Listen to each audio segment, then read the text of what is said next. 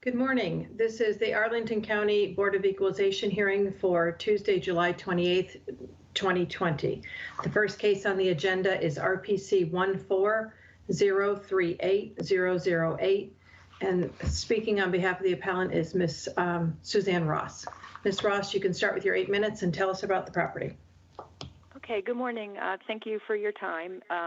This is Virginia Square. It's a high-rise apartment located at 901 North Nelson Street in Boston, Virginia Square submarket. There's 231 units, and there is also 7,150 square feet of commercial space that we're not contesting. The property is 18 years old and would be considered a second-tier property. The assessed value increased 4% and is currently at $105,527,200. Which is $439,999 per unit. If you turn to page 6 in our presentation, I know you guys have talked about the equity residential and how they used to submit their I&E surveys and they captured the property expenses. So I won't go into detail there, but the main differences in our analysis is the expense category. And the expenses for the past 3 years have been 46%, 36%, and 27%, and the county's using 23%. We're using the actuals at 9,644 unit, which actually falls within the range that's listed in the 2020 county guidelines. And our requested change to the assessed value is $99,541,000. I also included on page 5, we provided 2 charts. One is sales that occurred in 2018 and 2019, with an average price per unit being at $377,000. The subjects being assessed closer to a Class A property at over $400,000 a unit. Virginia Square, like I said, is a second-tier property. It was built 18 years ago. The second chart shows all of the assessed values for Class 5 properties built after 2010. This also provides a test of reasonableness that the subject, which is again 18 years old, is being assessed higher than several newer Class A apartments.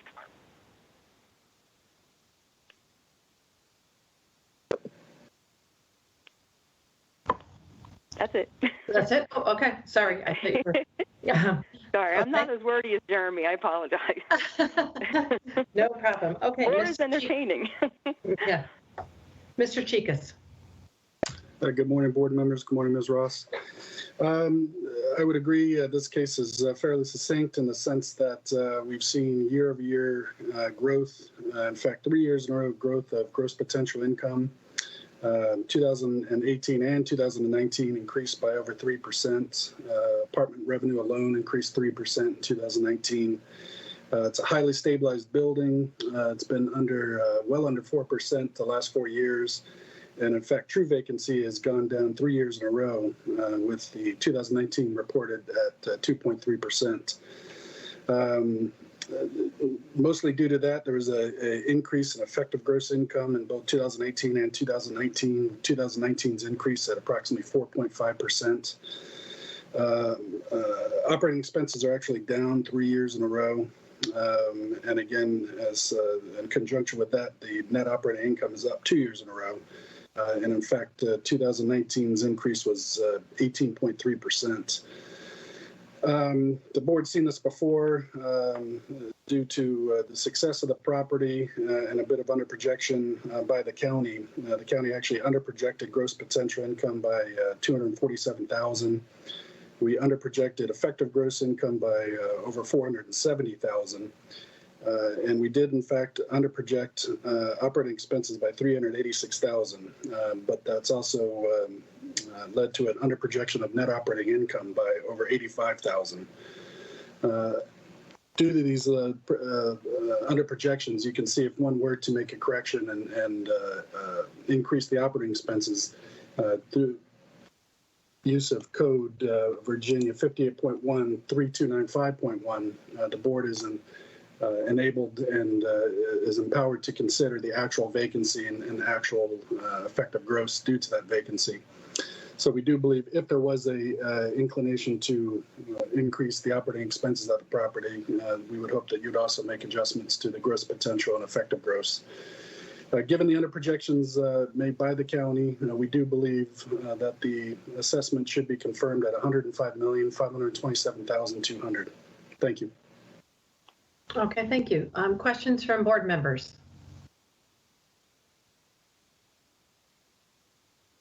No questions? Mr. Matzkin.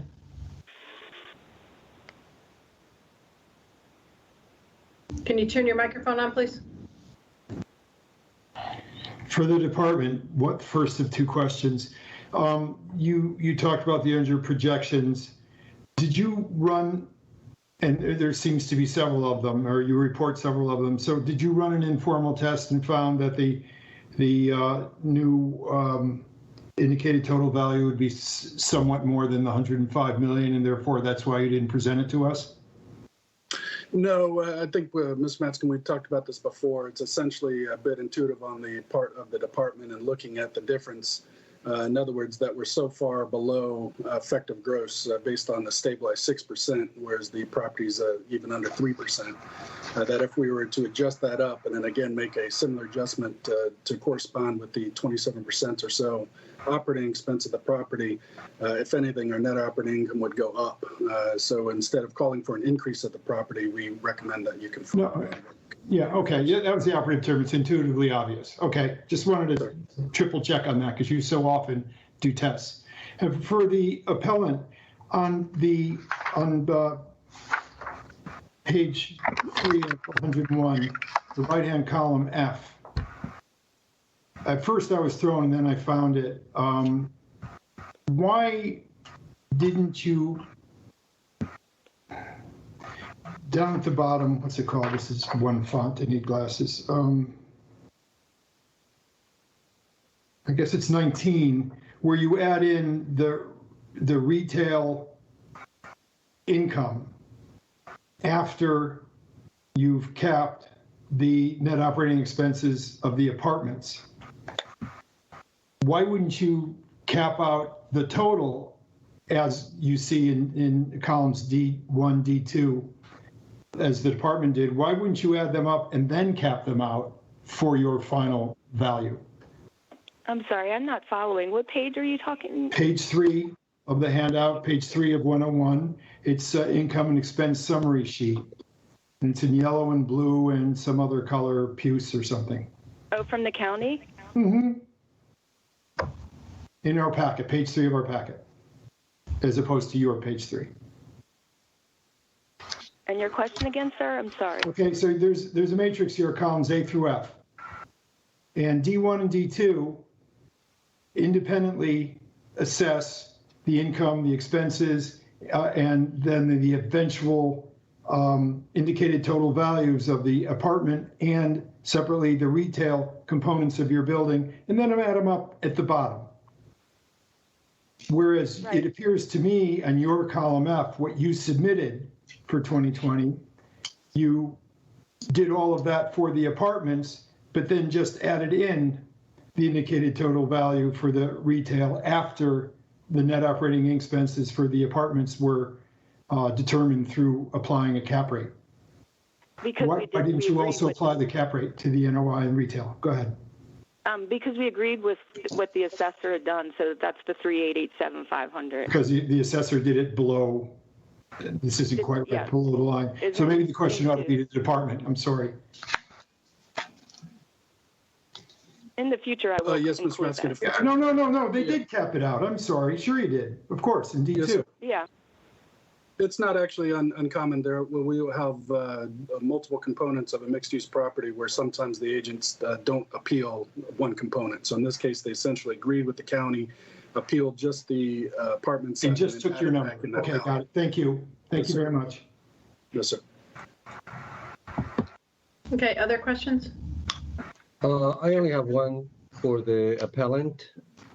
Ms. Ross, if you want the actual expenses to be considered, why wouldn't you consider also the actual vacancy? Good point. I think we were agreeing with stabilized vacancy. A 3% is awfully low. But Right, that but still would not bring us to the assessor's value. Okay, well, it seems like we're picking numbers from one to, whenever it's convenient, but okay, well, thank you. Other questions? Mary, this is Barnes. Are you all able to see me? I can now, yes. Okay, because I can only see 4 people. I don't know. Is that true of everyone else or just my computer? I see only 4 as well. I see 9. Do you have a question, Mr. Lawson? No, I was just curious because I can't see anyone. When you talk, you'll come up on the screen. Mr. Yates, any questions? Yes, to the appellant. The one number that I see really is varying with some inconsistency is the maintenance and expense in the expenses. Can the appellant explain what that variance is? I know historically they've made some adjustments, but you're still running higher than you had previously. And that's the number that I see is actually causing some of the fluctuation in the expenses. I did request that information because Chris had asked about that, and I did not receive any confirmation yet. It was a big number, and I forget it was page 53, talked about exterior repairs. And all I'm wondering is if the county perhaps was looking at that as capital improvements, but that's a big chunk for exterior repairs. Yes, and I think you guys have had this discussion with Jeremy in the past. Some of it we do believe is probably capital improvements, but we're trying to get them. Chris sent a really long email asking the owners to try and put categories on their income and expense survey, which we have relayed. So hopefully in the future we won't have these issues. Okay, so it may be capital improvements that's caused that increase in that number. Okay. Yeah, if you see, I used the 35. I didn't use the 46, the higher. All right. Okay. Thank you. Any other questions? Okay, Mr. Chikas, if you take a minute to wrap up, please. Yes, ma'am. Again, to be succinct, we underprojected across the board, over 240,000 gross potential, over 470,000 effective gross. In line with that, we did underproject operating expenses by almost 390,000, but that still led to an underprojection of the NOI of 85,949. And this is after a increase of 23.6% in 2018 and an 18.3% increase in 2019. With that being said, we do believe the board should confirm the January 1st assessment at $105,527,200. Thank you. Okay, thank you. Ms. Ross, if you would take a minute to wrap up, please. Yes, I just think that this property, it's 18 years old and is not really a Class A property and is being assessed as such. One of the things you can do if you go onto CoStar, you can look at the average rents. And if you look at average rents of Class A properties and this property, they really are different. Class A's are more around near $3,000 per unit per month, where this property is more around $2,000, but it's being assessed of over $400,000 a unit. Okay. All right, then it is just among the board members.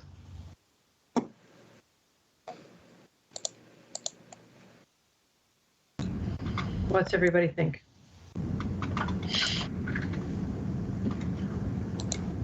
Mary, can you see me? I can. I'm sorry. I Okay. can see now. Thank you, sir. Yeah. Sir. I mean, the one thing I think we looked at this case, or maybe we looked at the other one last year, and always jumps out as the best comp is to look at and make sure from an equalization standpoint, the latitude, which is right across the street and is a new building, is, going to be assessed a little bit higher just due to its age, but probably in the same market class as far as what they can charge for rent. And, the latitude's 10% above this one on a per unit basis. So I think from an equalization standpoint, it kind of falls into where it should. That's assuming that the latitude is, not grossly over assessed, but I don't see that either. It's about 500,000 a unit. Okay, other comments? Mr. Yates, you have your hand up. Turn your microphone on. I'm sorry, I had left that out by accident. Okay. Well, I'll go, Mary. I mean, I think in this, like I was asking, if we use the actual vacancy in this, just looking at the NOI from that actual column, the assessment would be much higher overall, 107 million. And I also did an average on the expenses for the past few years, comes to about 3.4. And if we use that number, it still comes up almost $109 million. So, based on all that, I'm okay with the assessment the way it is. That's what I did. I looked at increasing the expenses, but, based on the test column of the effective gross income, I came up with the same thing, that a higher amount, so. All right. Yeah, I don't think the expenses should be increased. Yeah. I think they're, Mhm. if anything, they reported more than they should have. Mhm. Okay, any final questions? No. All right, then I will move to confirm the county. Second, Okay, motion and a second by Mr. Yates. All in favor? Aye. Aye. Opposed? Okay, it's unanimous, 7-0. The county is confirmed at 105,527,200. Thank you. Okay, moving to the second case, it's the economic unit, 1601802A, 1500 Key Boulevard. And again, Ms. Ross, if you take 8 minutes and tell us about your property. Okay, this is 1800 Oak Apartments. It's a 314-unit high-rise apartment in the Roslyn submarket. The property was built in 2003. There's also 3,385 square feet of commercial space being leased to the gallery, market and cafe, and hair gallery. The assessed value on this one went up 6% to $132,672,700, and again is assessed at $422,524 a unit. If you turn to page 6, our differences again, because this is equity residential, is our expense category. The actual expenses were 21% in 2017, 50%, and 44%. The county's using 21%. For the commercial space, our differences lie in the actual gross potential. The apartment portion, we're requesting an assessment of $119,356,600, and for the commercial portion, we're asking $1,425,680, for a total value of $120,782,280. One of the things I did notice was in the county's test, there was 38 units which were affordable housing, which would be 21% of the total property. If you use the county's original review and adjusted the cap rate, with 12% going towards the 6% cap and 88% of that going towards the 5.25% cap, the adjusted assessment for the residential portion would be $128,838,576. Additionally, in the test, the retail portion is almost exactly what we requested. It's at $1,425,800 versus the $1,006,000. So this would establish a total assessment of $130,264,380. Again, I provided on page 5 the 2 charts. I won't explain them again. It's just that this property would not be considered, it's second-tier property. It's 17 years old, and wouldn't be assessed like a Class A property over $400,000 a unit.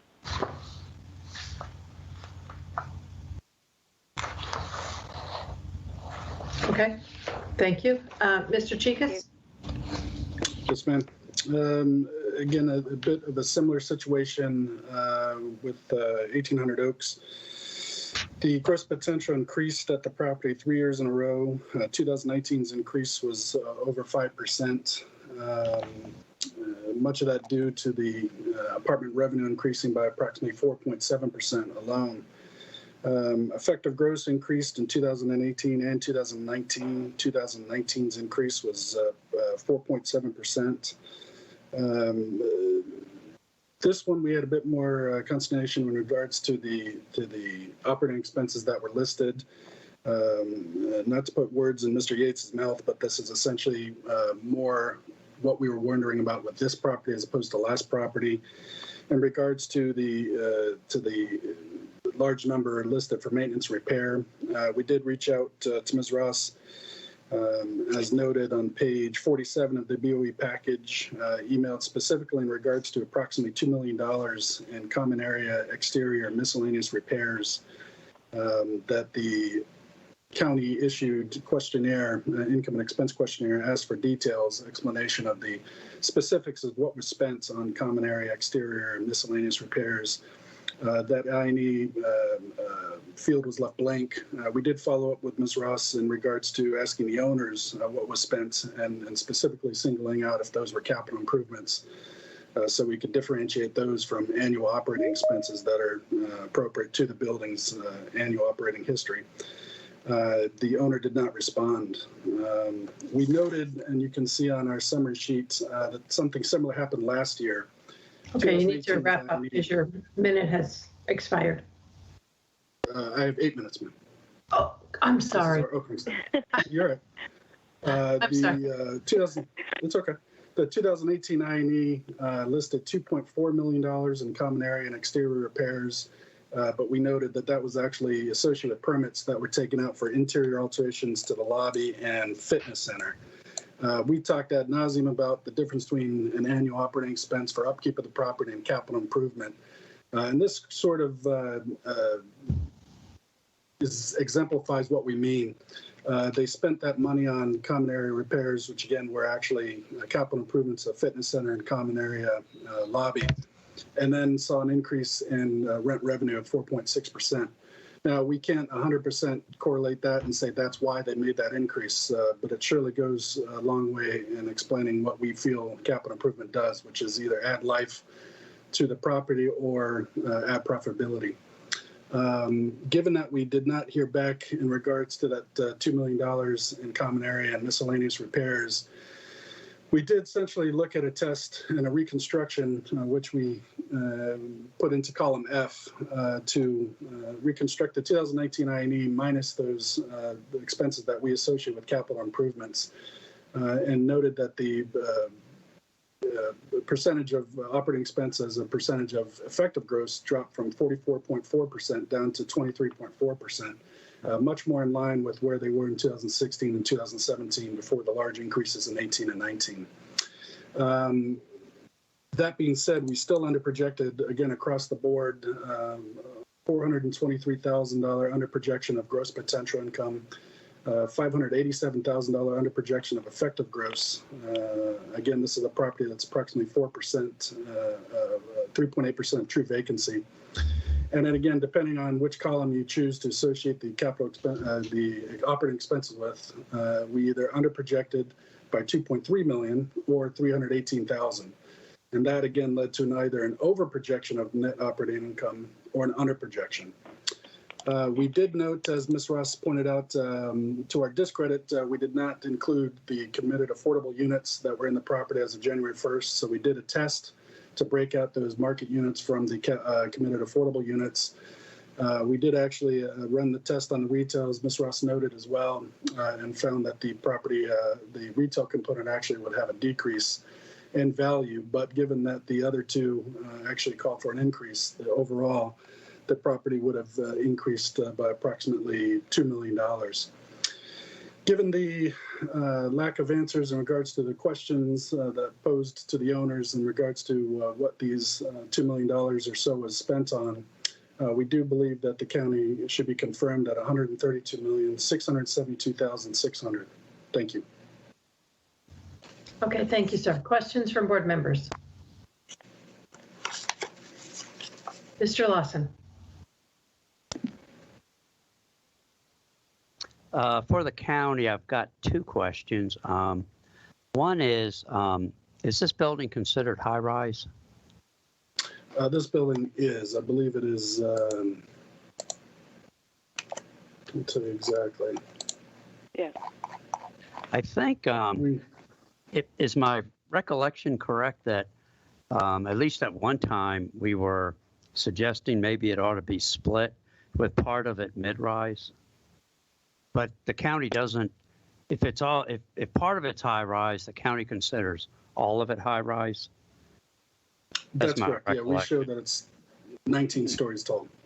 Okay, and then second question, renovation of a lobby.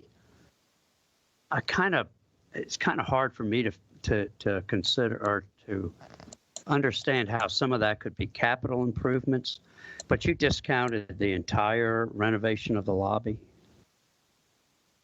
No, so to be clear, the what I'm referring to is last year, 2018, they reported 2.4 million in common area and exterior. But again, we noted permits for alterations to the lobby and fitness center. So this year, we had So you questions think about some of it was approximately 2 million. capital based on the building? We absolutely do. Exactly. Okay. Yeah. Okay, thank you.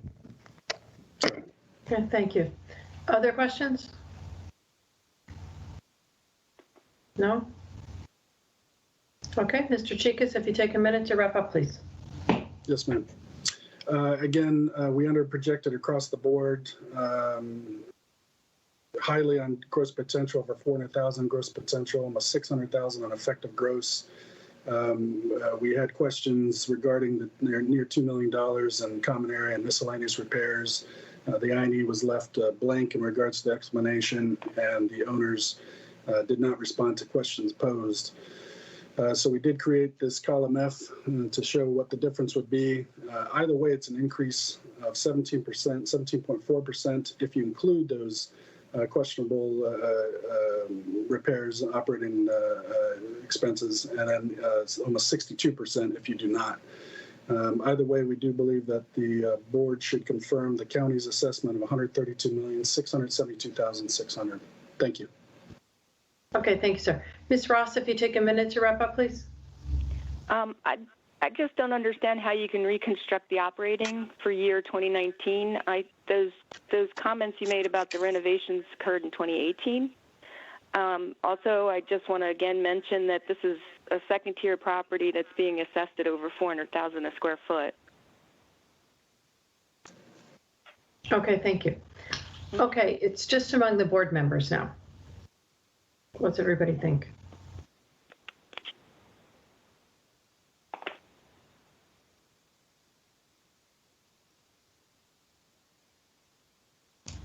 Mr. Penaranda? Well, I think Ken wanted to speak. You can go ahead and Ken. I'll follow up. Either way, thank you. Okay, Mr. That's good. Thank you. It just occurs to me that the second last comment Ms. Ross made about how do you determine what's capital improvement, what's true maintenance, is a good one, except that according to the department, the appellant didn't provide that information. And given our structure and a reasonable structure that the county is presumed to be correct unless proven otherwise, we have no proof that it's otherwise. So I'm sticking with what the department has recommended. Okay. Mr. Penaranda? Again, like the previous case, I'm okay with the assessment the way it is, even though, the committed affordable were not considered separately. But, overall, the whole value, I think it's in line. Otherwise, it would be higher. The only thing I want to do is I want to make a correction because we have two different values which vary only by $100. On page 3, the value ends in 600, 132,672,600. But if we add up all the values that are listed on page 1, it adds up with 700 instead of 600. Now, it's not a big difference, but it does make a difference when we sign the orders. So I wanted to make a correction on RPC 16034,001, which is the first one with the building, to adjust that value to 105,419,200. So it adds up to the full value, which was requested by the county at $132,672,600. Okay, thank you for catching that.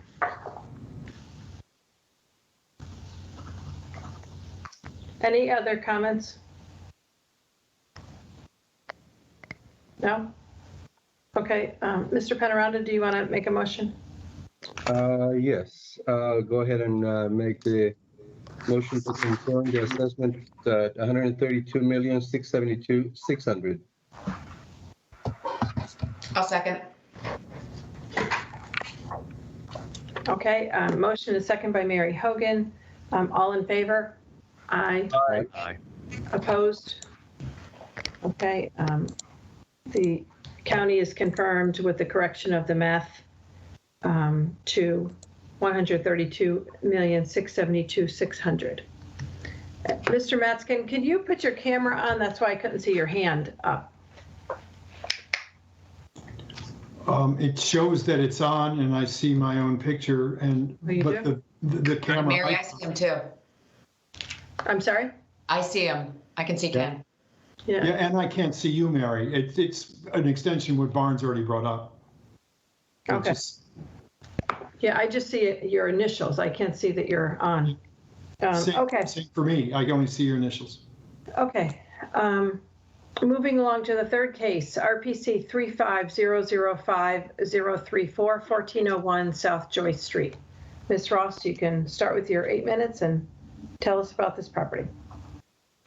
Okay, 1401 Joyce on Pentagon Row is a high-rise apartment located in Crystal City, containing 326 units. This property also is 17 years old and would be considered a second-tier property. The 2020 assessed value was increased 7% to $143,028,900. Our main difference, again, it's on page 6, is in the expenses. This is equity residential again. Another area we disagree is the cap rate. We've added 30 basis point adjustment for the location of the property. Arlington County's cap rates are based on the age of properties, but we feel that the cap rates are also affected by the location. There's more risk involved with properties on Clarendon or Wilson than things in Columbia Pike or 4 Mile Run. There is no change to the cap rate, our value we would be asking for is $134,793,370. Again, I also included the sales and the Class A properties to show that this property is assessed at over $400,000 a unit and would be considered a second-tier property.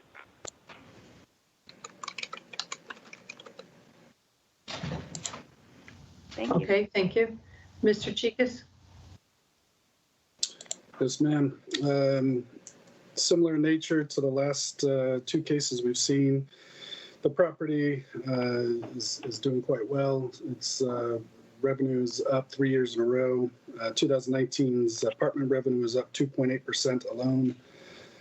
Gross potential income is up 3 years in a row. 2019's gross potential is up 2.4%. True vacancy is down 3 years in a row. 2019's true vacancy was reported at 3.5%. As a whole, vacancy and concessions are down 2 years in a row. 2019 reported at 3.6%. As a result of this stabilization, the effective gross has been up 3 years in a row. 2019 increased over 3%. And again, in conjunction with that, net operating income increased by 4% in 2019. As with the last 2 cases, unfortunately, the county underprojected across the board, almost 56,000 under projection of gross potential income, approximately 300,000 under projection of effective gross income. We did underproject operating expenses of approximately 286,000, and that led to an underprojection of net operating income of approximately 14,800. Given that, we were within 0.2% of what was achieved at the property in 2019, fairly spot on, and that again was an increase of over 4% year over year itself. At the property.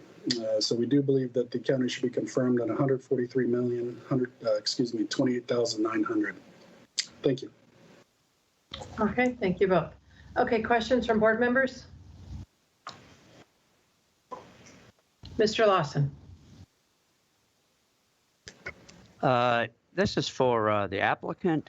You mentioned this is not a good location. Explain justification for that claim. Well, this property is in the Crystal City submarket, and I don't think it would compare to things on Wilson or in a better location.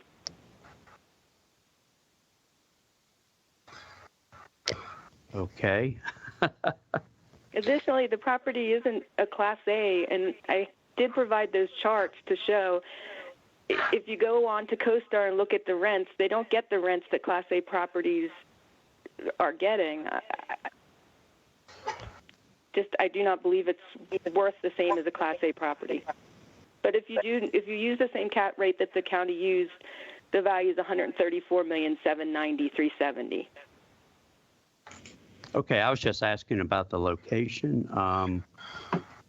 Why this is considered less worthy? I mean, is it the schools, comparables? You know, what's the basis of the claim that this is not as good a location as, say, Clarendon?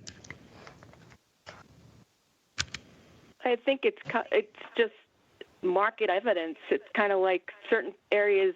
I'm an ex-DC assessor, and certain areas of DC are, you know, west of 16th Street are a better location than things that are east of 16th Street. Okay. It's my opinion. Okay, thank you. Okay, other questions?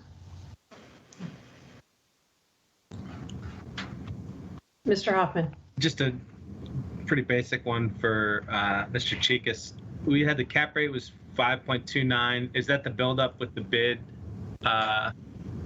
So it's like 5.25 plus 0.04 for the bid rate? Okay, thanks. Okay, Mr. Matskin or Ms. Hogan, any questions? No. No. Okay, No. all right, thank you. Then, Mr. Chikas, if you take a minute to wrap up, please. Yes, ma'am. Given the performance, increasing performance of the property, given the stabilization of the operating expenses, given the other projections across the board by the county, and sort of follow along with Mr. Lawson's note, I did a quick Google map, and it's 0.3 miles away from the Pentagon City Metro, and of course adjacent to Pentagon City itself. So we do believe the location plays into the cap rate that was applied. All these things being said, we do believe the county should be confirmed at $143,028,900. Thank you. Okay, thank you, sir. Ms. Ross, if you take a minute to wrap up, please. Sure. I just wanted to mention again that the assessment was increased 7% year over year. Seems a little excessive. All right, thank you. Okay, it is just among the board members now. I mean, I'll start. I mean, I think out of the three, this is the most stable. I mean, when I look at the NOIs for the past 3 years, the assessment couldn't be more spot on. I mean, I look at, especially when you get the 2019 information, you know, so I'm somewhat struggling to see any correction here. And I think from a standpoint of location, I don't think it's the worst in the county, but I think the rents would be reflected. Right. And right. it's pretty stable, you know, of the rents that it's getting in, so. It could get higher rents elsewhere, but the assessment's based on the rent that it's generating. I mean, it doesn't matter. And it's occupied. Right. Agree. Yeah, Mr. Lawson, go ahead. Yeah, this is part of the Pentagon City master site plan. And, you know, I've been doing real estate for many years. And as far as I can tell from representing clients, this part of South Arlington is not considered any worse than anywhere else in the county. You know, that's based on the experience that I have in working with different developers. This was done by Kettler, and I mean, it was a tremendous success when Kettler did it. It's going to be really interesting next year because we're going to have conflicting impacts on the market. You're going to have Amazon on one hand pushing up, and then you're going to have the COVID pushing down. So next year will be interesting. But I think, I kind of agree with everyone else. I think this is spot on as far as what the county has assessed it at.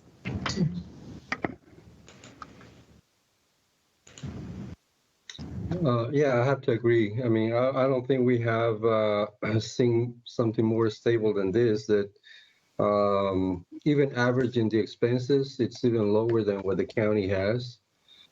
And as far as the location, I think, like everybody else said, the rents are showing that the demand is there. I don't think it compares to DC. In DC, you can go on South Capitol Street from one side to the other. There's going to be difference in rents. So, but I don't think it's the same market as, Washington. So I'm okay with the assessment the way it is. I am too. Okay. All right, well then, with no further comments, then I will move to confirm the county.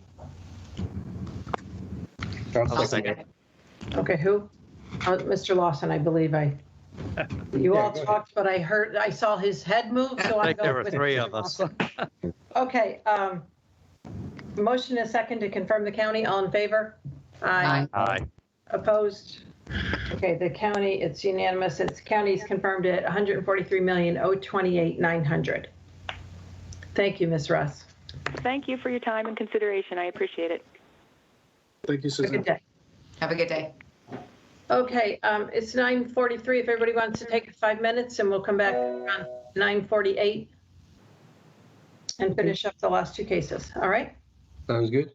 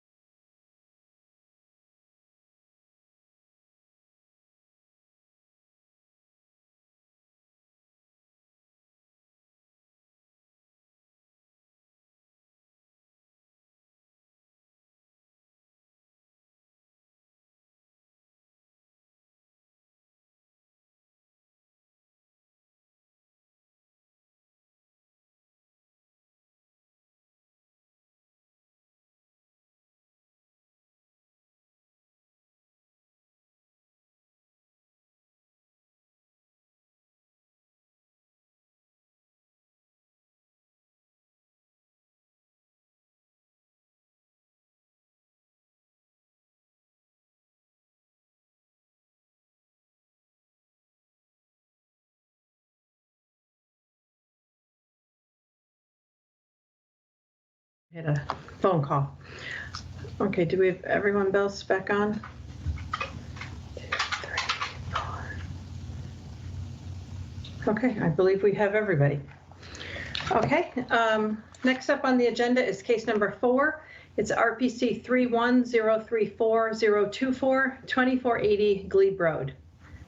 And we have Mr. Alexander Mitchell on behalf of the appellant. So Mr. Mitchell, you can start with your 8 minutes and tell us about the property.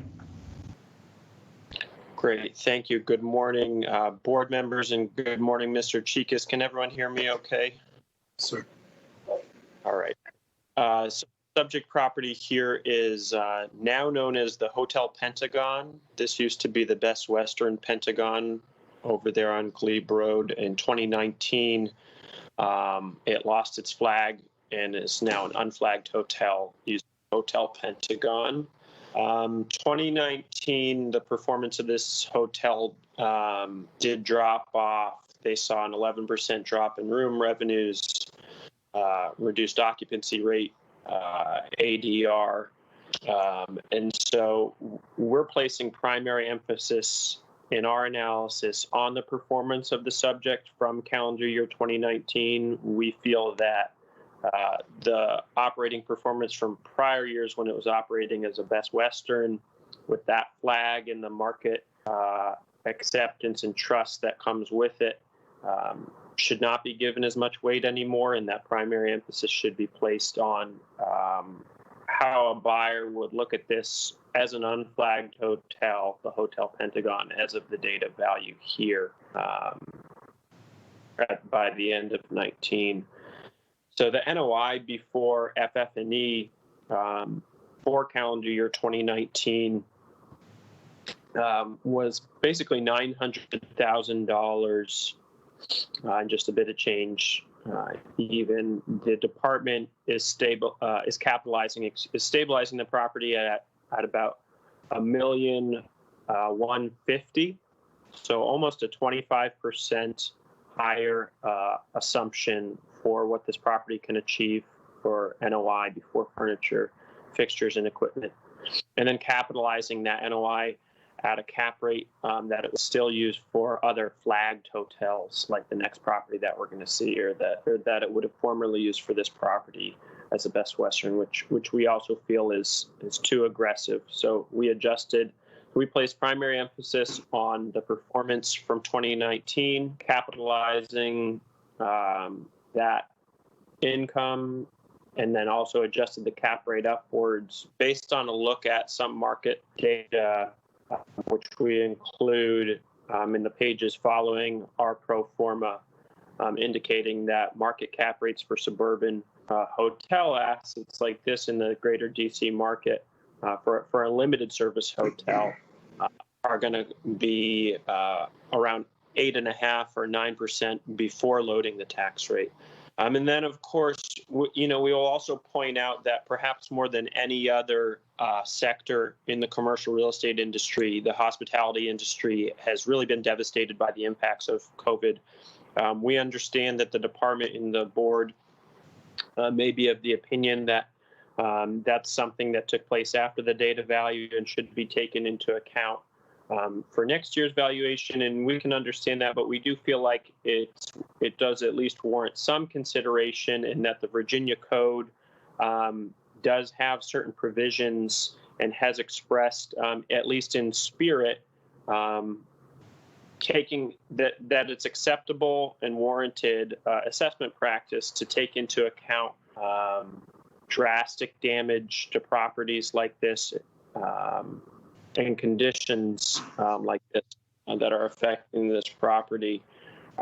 For a property like this, their real estate tax bills for the current year, for 2020, threatened to put them under. I mean, their business and levels of income have just completely been decimated, and we feel like that does at least warrant some consideration for our conversation today when we're considering what types of adjustments to make for an owner like this, so that they don't go out of business. I'll stop there. Okay, thank you, sir. Mr. Chikas? Good morning, board members. Good morning, Mr. Mitchell. So yes, in regards to Hotel Pentagon, I think the best way to look at this is the same way the county did, and that's through the spreadsheet that was provided. I believe it's page 3 of the packet. Looking at years 2016 through 2019, this is a unusual property in that you can see, just looking at total revenue alone, it had a downturn in 17, and then again back up in 18, and then back down again in 19. I think without a clear trend one way or the other, the best way to look at this is to stabilize that property. The board's probably familiar with how I've done that in the past, but essentially looking at a 3-year average, 2017 through to 2019, the average room revenue was approximately $4,347,013.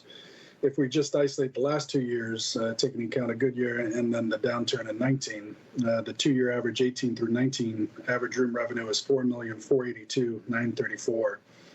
Either way, the county's room revenue was at $4,339,000, below both averages, 3-year and 2-year. When we look at the miscellaneous revenue, we noted that 3-year average was $44,133. A 2-year miscellaneous revenue average was $55,790. Again, the county used a stabilized miscellaneous revenue of $45,000. Looking at the total revenue over the last 3 years, 17 through 19, there's an average of $4,411,319. If we were just to look at the last 2 years, average revenue was $4,538,724. Again, either way, the county stabilized that revenue below both of those at $4,384,941.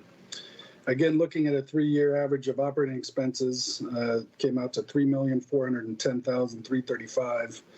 2-year average was $3,506,082, and the county's at $3,409,292. That is inclusive of furnitures, fixtures, and equipment, which needs to be noted as there's not a report of that expense from the owner himself. Looking again at an average NOI, it's just over $1 million, $1,984,000, and a 2-year average of $1,032,642. County again came in lower than that in either metric at $975,649. Given that we did take into account the downturn in 2019, we do believe that the county should be confirmed at $11,541,600. In the note to the capitalization rate that's used by the county, it should be noted that as the highest that's able to be applied, other than to those properties known as lodging, which are essentially just a place to lay your head, whereas this property does in fact have miscellaneous revenue and previously reported food and beverage revenue, so is not a lodging type property, what we'd consider a limited service. So the cap rate at 8.25 is appropriate and was applied equitably with some other properties like this one. Again, that being said, we do believe the revision should be confirmed at $11,541,600. Thank you. Okay, thank you both. Questions from board members? Mr. Lawson. For the applicant, when did this hotel lose the flag?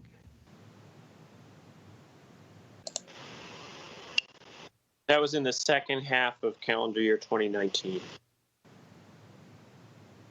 And what do you suggest an appropriate cap rate is for a non-flagged hotel?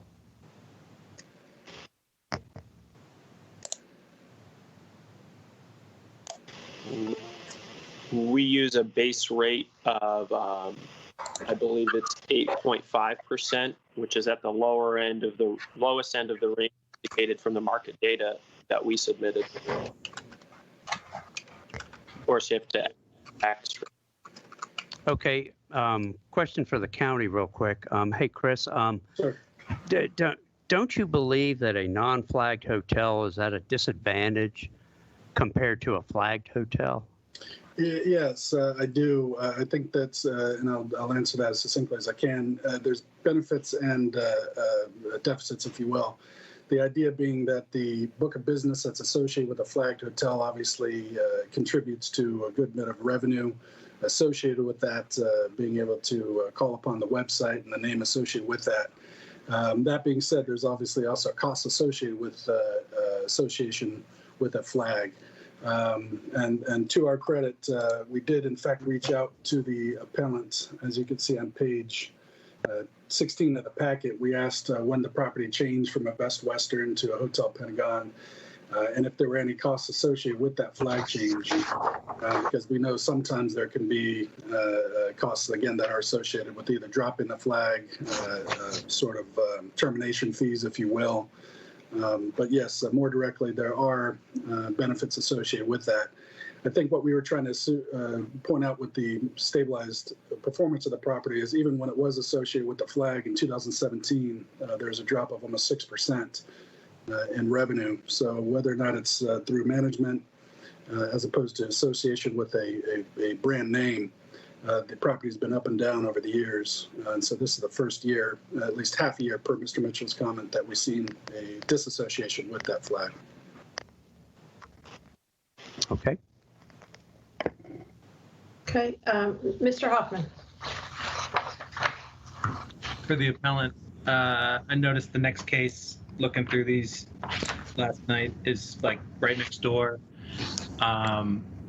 Seems to be the same ownership or similar ownership.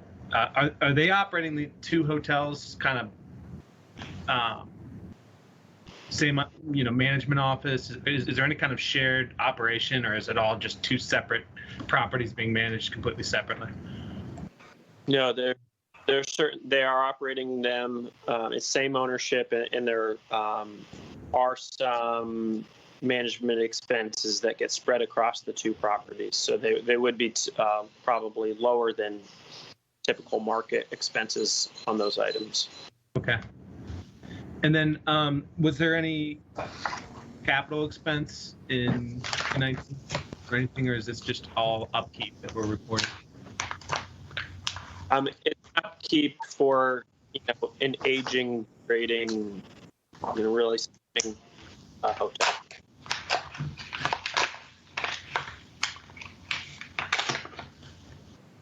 Okay, any other questions? Mr. Metzgen? A question for the department on page 3, the I&E summary, columns G and H. There's just bottom lines. I guess, they're both appellant. One's a review level, one's a BOE level. What's the difference, and why are the bottom line numbers so disparate? That was directed to the department, Mr. Metzgen? Yes, because it's your column, but you can redirect it if they're actually appropriate. the appellant's columns, but that is explained in the comments field. Mr. Mitchell can probably expound upon it, but essentially it's the idea of looking at an average of 2018 and 2019's capitalized income.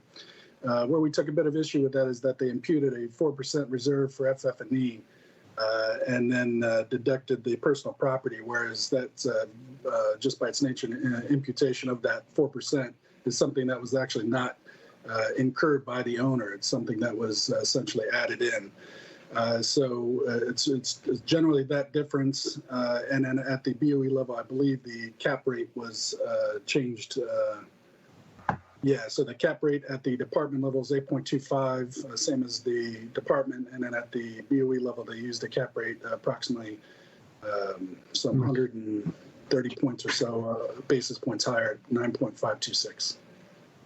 I missed that. Thank you. Sir. Okay, Mr. Yates. To the appellant, did Best Western pull this, or did the owners give up the flag? I don't know the answer to that. I know that over the years, Best Western's increased PIP requirements, performance improvement plan requirements, and franchise fees were really becoming an encumbrance relative to the income that this property was able to generate, and that they did incur a termination fee per Mr. Cheekas's question. So I think this was they were faced with really two bad options in 2019, but I don't know whether this was initiated by Best Western Corporate or whether ownership just saw that the costs of, carrying the Best Western flag were continuing to grow, and they determined that they just needed to exit. Okay, and I guess it goes to and then what I was trying to find out too is if Best Western felt that the quality of the facility was not up to their par and demanding more improvements. Right. I think it's possible. I'm sorry, I don't have a firm answer for you. I think there was tension there. That's likely. Okay, and to the county, how many other unflagged facilities are there, and especially still of the size? That's a good one, Mr. Yates. You caught me unprepared. I will tell you that most of those that are unflagged tend to be the lodging style. The small stuff. Highlander, yeah, the Americana Inn, I believe it's called. Generally speaking, once you're at the limited service level or full service, you're going to be associated with that flag that, again, drives a lot of that business. And it, again, has those costs associated with it, either through franchise fees or other fees associated with brand ownership. I guess the reason I'm going there is that it seems to imply that this facility did have some issues and maybe some capital improvement requirements that created some problems. And it may not be the value that they would have liked either. But anyway, we'll see. So we'll discuss it. Okay, any final questions? Okay, Mr. Cheekas, if you take a minute to wrap up, please. Yes, ma'am. Again, with a lack of a trend one way or the other, the revenues going up and down year over year, and associated pull on the net operating income to do the same. We do believe that the most effective way to look at this is to stabilize that as we did, looking at the 3-year and 2-year averages, both the revenue, operating expenses, and net operating income. As noted in my opening 8 minutes, we were below every metric is associated with those averages, and that has resulted in column F. We do believe that the revised value should be confirmed at $11,541,600. Thank you. Okay, thank you, sir. Mr. Mitchell, if you take a minute to wrap up, please. Sure. I'll just begin my wrap up by stating our proposed value after the adjustments that we've requested, which is $7,380,000. The department has assessed this at $11,541,600.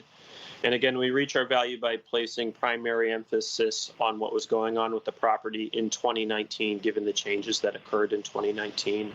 But if we do give any credence to the department's concern that, there was up and down fluctuating performance over the trailing 3 years, then we think that the department still made an error in failing to fully stabilize the property's operating expenses. You can see in the department submission, page 3 of their memo, that operating expenses over the trailing 3 years were 77%, 75%, almost 76%, and then 79%. And they've stabilized it at 73.8%. So we feel like that's a little bit low. Okay, thank you, sir. Okay, it's just among the board members.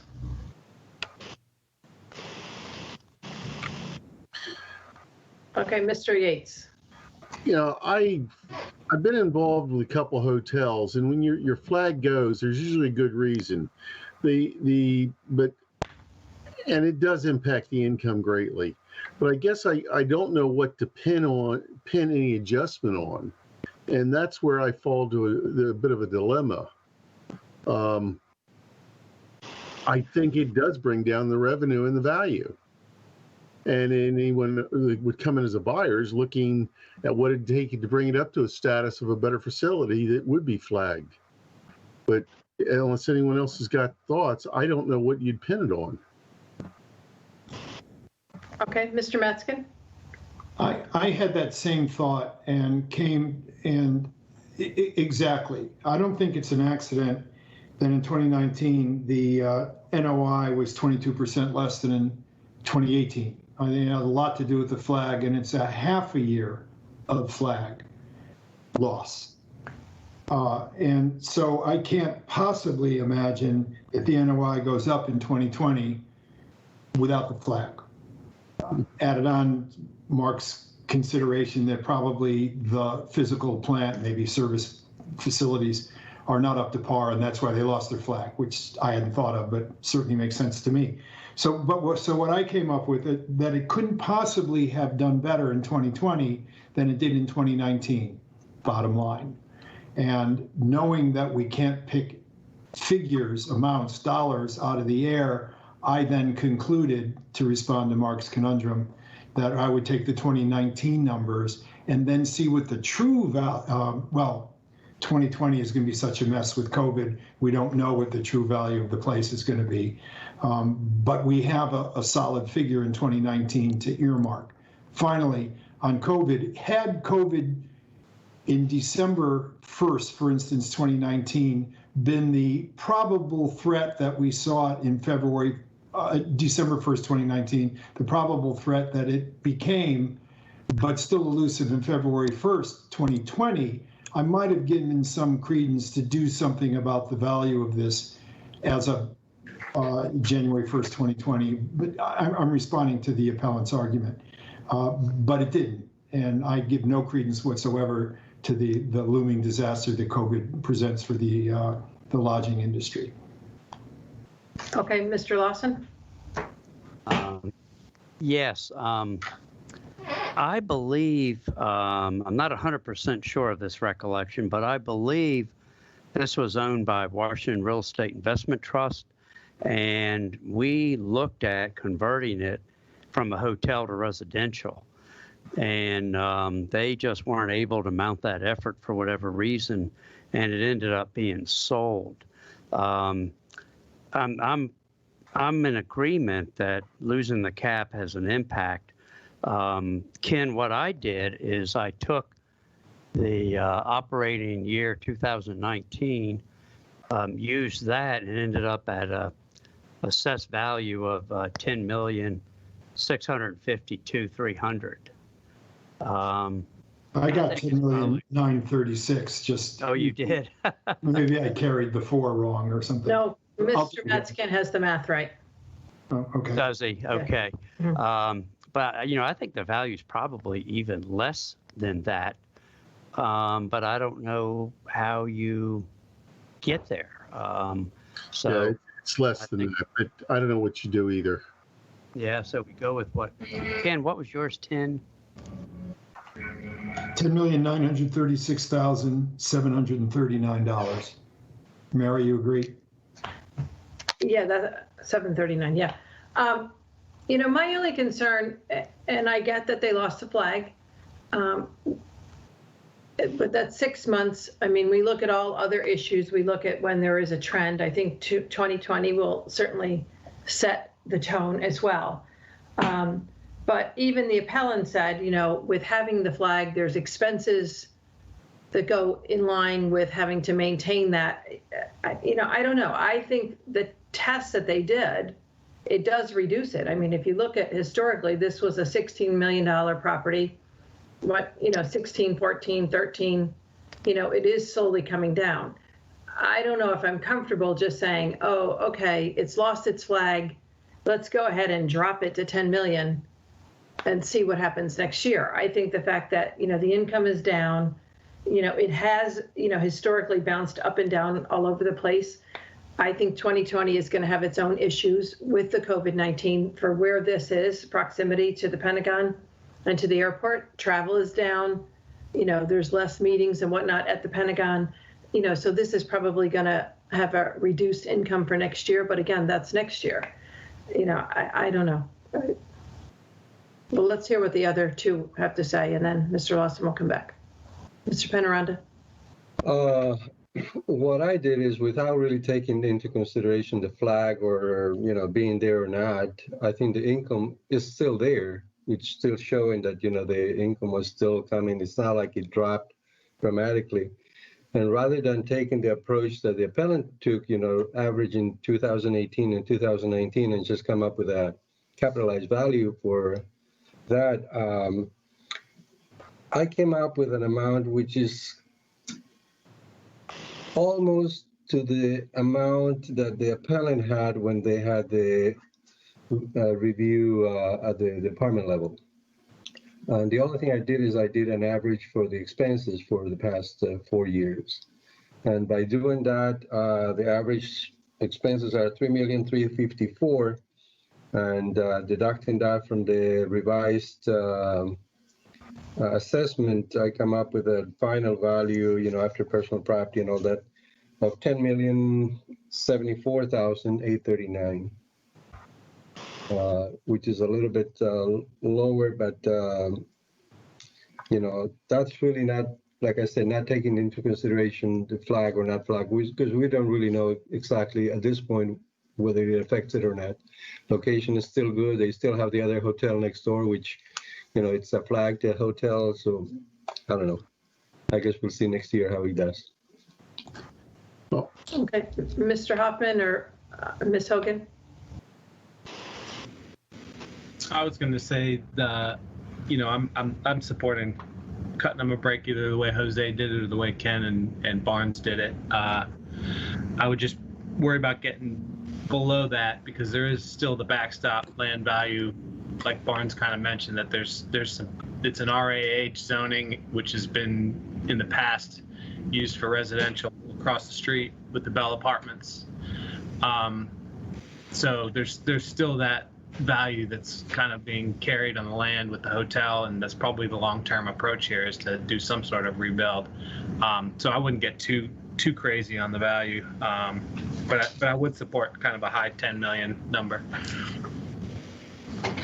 Okay. Yeah, I'm fine with reducing it. I'd probably go along with Mary's suggestion. All right, Mr. Yates? I think Jose's probably getting closer, but losing your flag does dramatically increase that value. And decreases, excuse me. And if the offset from cost of having a franchise was that great, you'd have more people that are actually dropping their flags. That doesn't happen. The values in having that flag, you're near airport property. People flying in look for, they look it up. They find where they're going to stay. A non-flag hotel doesn't work very well that way. But and I understand not dropping it too much. We'll see what it comes. But either the operating expense or the 2019 or what Jose has, I'd go with. Okay, Mr. Lawson, you had a comment? Yeah, the comment I was going to share, and again, this is from memory, and I did not go by there. If I'd known how the conversation would have evolved, I would have.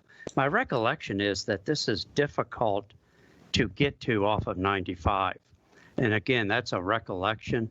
But I think when you come off 95 and you make your left on Glebe to come to this, there's not a left turn you can make. I think you have to meander around. I could be wrong in this. And I also think that somebody has filed a site plan to convert to residential.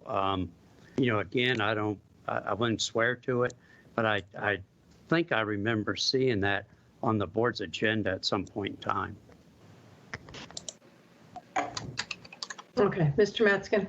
One last comment on Jose's work. I've certainly followed the logic and it made sense, but I feel uncomfortable dropping it 25% from 2019. That's a big number. It should be dropped, but that's a very big percentage, and that makes me feel uncomfortable. Okay.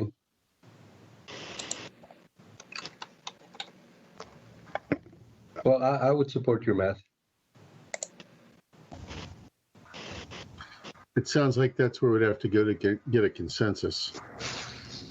All right, so Mr. Matzkin, do you want to make a motion? I make a motion that we reduce the value of this property to $10,936,739, so that it reflects the, what was achieved in 2019, given that there's been big changes between then and now.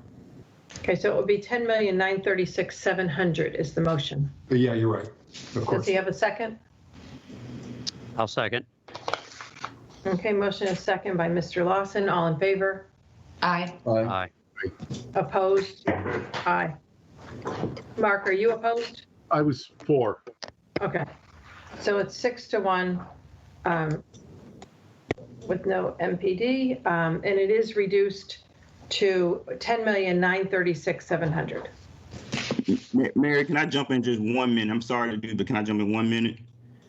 On Ken's math, did he deduct the personal property tax? We just want to make sure that was done. No, it was not.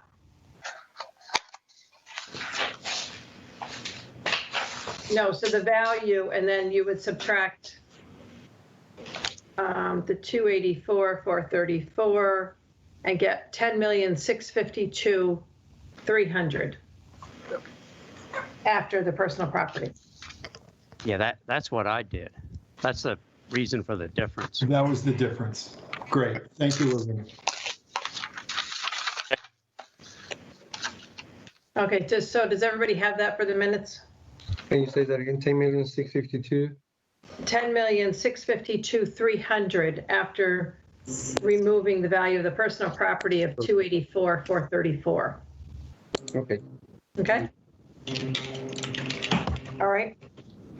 Moving to the final case on the agenda, RPC 31034025, the property at South Glebe Road. I don't have a number, but I believe it comes up on the RPC. So Mr. Mitchell, you can start with your 8 minutes. Thank you. This property is in Pentagon. It's a limited service hotel with 120 rooms. And our concern here primarily lies with the department's determination of a stabilized NOI before FF&E for this property on a forward basis as of the date of value. The department, after revision, lowered their NOI before FF&E to $967,850.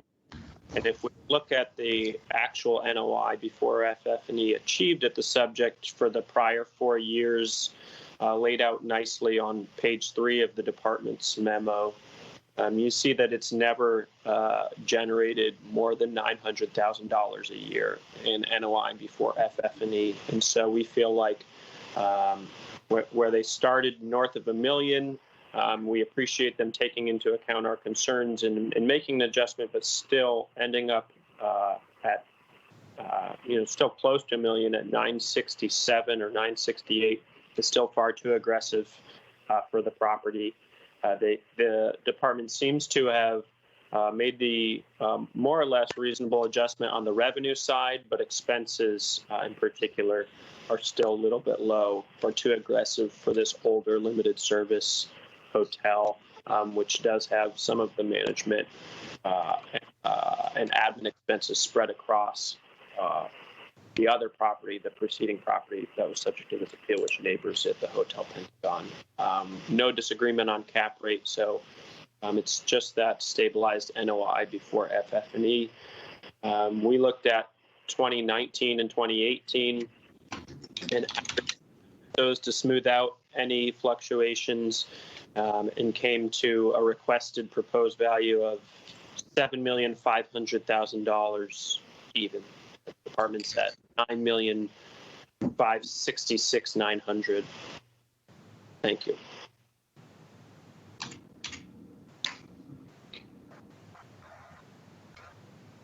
Okay, I'm sorry. Mr. Chikas? Yes, ma'am. So unlike the last property, we actually do see a bit of a trend what's going on here at the property. We'll start, of course, with our 4-year summary chart, page 3. One thing you'll note at the basically right above room revenue, we list the average daily rate and occupancy. And it should be noted that occupancy actually ticked up quite a bit, 7% in 2019. That helped to drive the average daily rate up almost over $2 average daily rate in 2019. And of course, that drove up the revenue per available room. up almost $9 in 2019. We saw year-over-year growth in all metrics as far as the room revenue, food and beverage, and total revenue. Room revenue alone was up approximately 3.6%. Food and beverage about 34.25%. Now, a little of that we do believe is the difference in reporting, as you can see in the 4 years, 16 through 19. Miscellaneous revenue was actually going up and then dropped almost 93%, whereas the food and beverage went up about 34%. So we think it's really just a matter of how the owner reported that revenue source. But regardless, total revenue was up 18.3% in 18 and another 3.2% in 19. All the while, property actually stabilized its operating expenses year over year. In fact, they tricked down just about 0.2%. We did see growth in net operating income 3 years in a row, 17, 18, and 19, with 19's increase approximately 16.2%. Given that we were a bit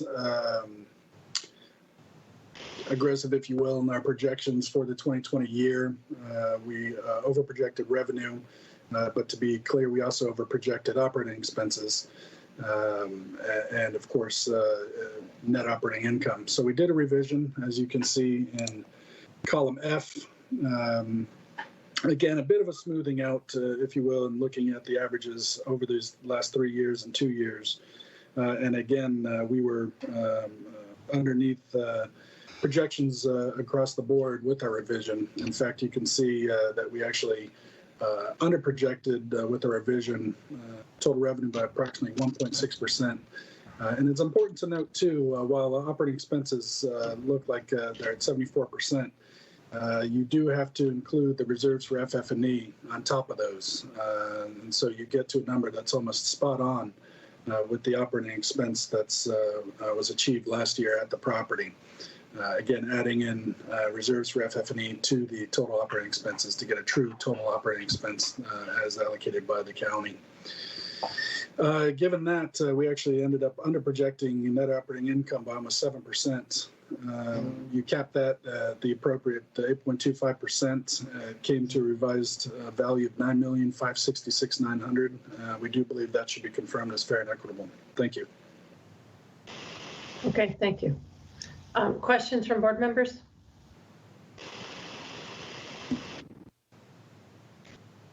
No questions? What's the noise all about?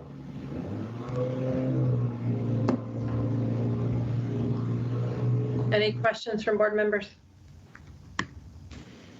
No, Ms. Hogan, I can't see you. Oh, I'm here, my video. My No, camera's- but no questions? No. Okay, and Mr. Yates, did you just start to raise your hand? Okay, all right then, Mr. Cheek, is there anything else you want to tell us about the property? No, ma'am. We do believe the Okay. revision should be confirmed at $9,566,900. Thank you. Okay, Mr. Mitchell, if you take a minute to tell us any additional information. We would just request that the board does pay special attention to the way that the department has stabilized expenses. We would disagree with their characterization of how to view reserves. We think that any buyers of the data value would look at the actual NOI before FF&E, which has been $2,009,000 over the prior 2 years. And then separately and additionally, take a deduction for reserves. So they would stabilize around 2.9 and then also take a reserves deduction to account for future replacements needed at the property. So we feel like the department's stabilized expenses at $2 million, $2.75 million are a little too aggressive still. Okay, thank you. Okay, it's just among board members.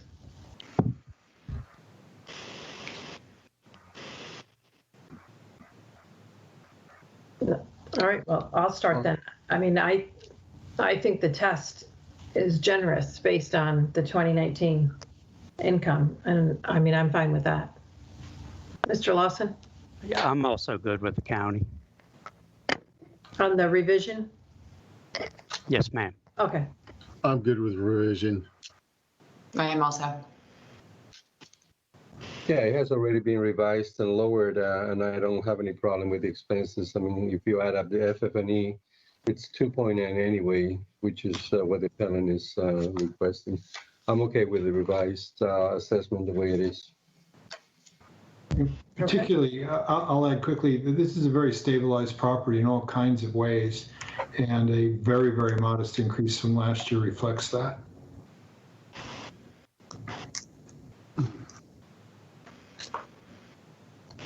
Okay, and then I guess I'm confused because it looks like the county already reduced it. Yes, they did. Okay, all right, so it's really confirming the county. Okay, well, if there's no discussion, then I'll move to confirm the county. I'll second. 0.566900. Okay, Mary Hogan is the second. All in favor? Aye. Okay, opposed? Okay, the county's confirmed at the assessment of $9,566,900. Okay, thank you, Mr. Mitchell. And Mr. Cheekis, if you could stay on the call for a minute after everybody goes, I just have one thing for you. Thank you. Thank you, Thank you, Chris. Alex. Thank you, sir. Do any other board members have any other business? Nope. And we adjourn here at 10:32 and we'll re-adjourn tomorrow morning, July 29th at 9 a.m. Thank you, everybody. Aye. Sounds good. Thank you, board members. Bye-bye.